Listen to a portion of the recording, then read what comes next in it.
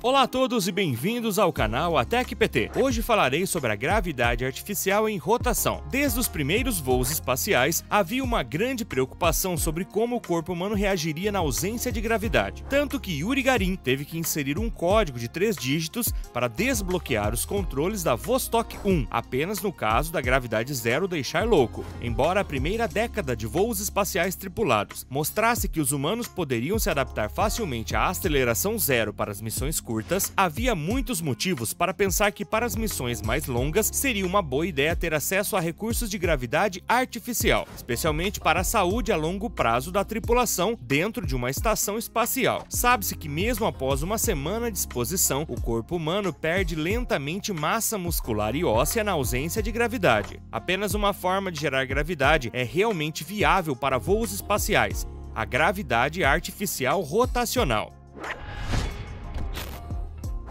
A ideia das grandes estações espaciais rotativas foi discutida por décadas antes que alguém voasse para o espaço. Mas uma vida depois ainda não vemos estações espaciais rotativas. Para entender o que é a gravidade rotacional, você precisa entender que se você tem um objeto se movendo em um círculo, precisa de uma força empurrando em direção ao centro. E essa força deve ser proporcional à massa, ao raio do círculo multiplicado pela velocidade angular ao quadrado. Agora, se você deseja gerar gravidade semelhante à da Terra, 9,8 metros por segundo com uma estrutura de 10 metros de raio, ou cerca de 9 metros, você deve girá-la a cerca de 1 radiano por segundo, ou 9,5 revoluções por minuto. As forças centrípeta e centrífuga não devem ser confundidas.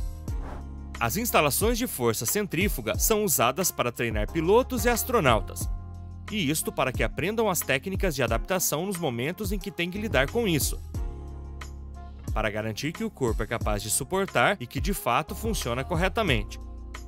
Mas este tipo de treinamento dura algumas horas, enquanto se fosse desenvolvido em uma estação espacial, essa situação duraria semanas ou meses. Mas sabemos que essa força centrífuga pode ter efeitos colaterais no corpo humano, como é o caso do enjoo. Nosso corpo usa os canais semicirculares próximos às orelhas para sentir a rotação e ajuda a manter o equilíbrio, sentindo o movimento dos fluidos conforme a cabeça se move. Na verdade, se você estiver sentado perfeitamente imóvel, seu cérebro o interpretará como um quadro de preferência imóvel e você não ficará tonto. Se a sala girar e você girar a cabeça, você terá um giro diferente e isso vai mexer com o seu cérebro, deixando você doente. Uma das primeiras coisas que as pessoas aprendem a fazer em experimentos giratórios é parar de mover a cabeça para minimizar esse efeito. Em um ambiente rotativo, qualquer movimento frequentemente requer forças diferentes do mesmo movimento em um ambiente não rotativo.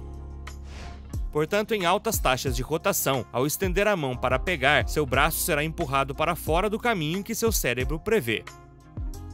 Quando isso acontece, seu sistema motor deve reaprender a realizar essas tarefas básicas. Leva alguns minutos para o cérebro aprender um movimento específico. No entanto, leva dias para se adaptar totalmente a um ambiente rotativo. Então a pergunta que os cientistas queriam responder era que tipo de taxa de rotação o corpo humano poderia sustentar por períodos longos o suficiente para superar os efeitos colaterais. E por um bom motivo: se você tiver um limite em suas taxas de rotação, ele determinará o raio mínimo para uma espaçonave que usa gravidade artificial rotacional. Um dos problemas com todos esses estudos é que eles se concentram em estruturas hipotéticas rotativas no espaço. Mas eles têm que acontecer na Terra, e não é possível escapar da gravidade da Terra, porque não temos antigravidade. Um tipo de teste é a peça rotativa, onde ela é girada em torno de seu eixo vertical. A pesquisa começou há muito tempo.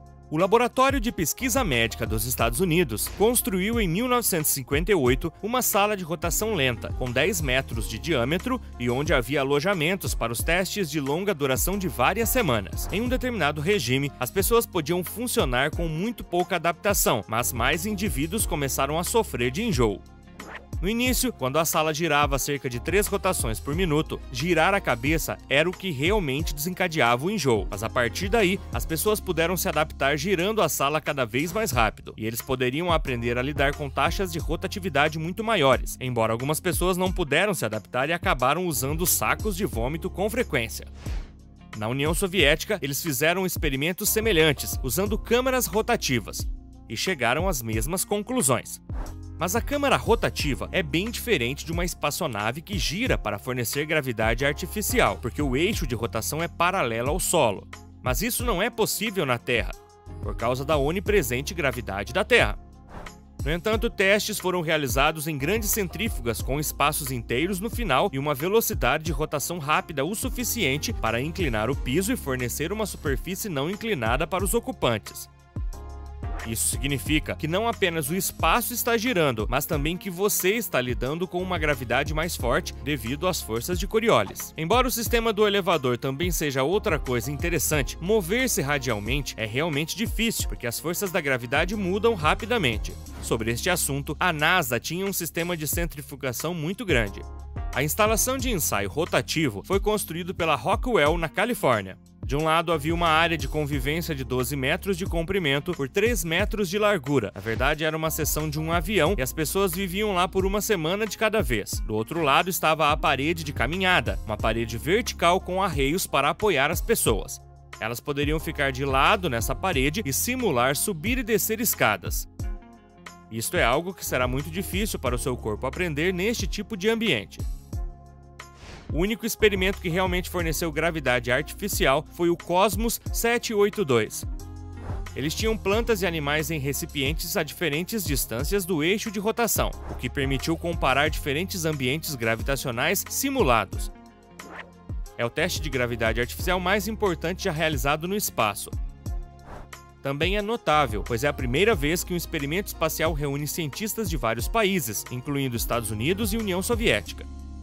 Isso tudo durou décadas, e os relatórios resultantes destes experimentos indicam que quanto mais lento, melhor. Mas a gravidade artificial rotacional é possível em estruturas comparáveis ao tamanho da Estação Espacial Internacional. Haveria, no entanto, alguns problemas de engenharia a serem resolvidos, como manter o equilíbrio, por exemplo. Em vez disso, não vemos estações espaciais rotativas, porque não há nenhum ponto de venda real. Desde então, uma intensa pesquisa médica desenvolveu várias formas de combater o descondicionamento associado à aceleração zero. A ISS se preocupa principalmente com pesquisas em gravidade zero, e em 2021, milhões de dólares foram investidos em universidades que possuem programas sobre o assunto.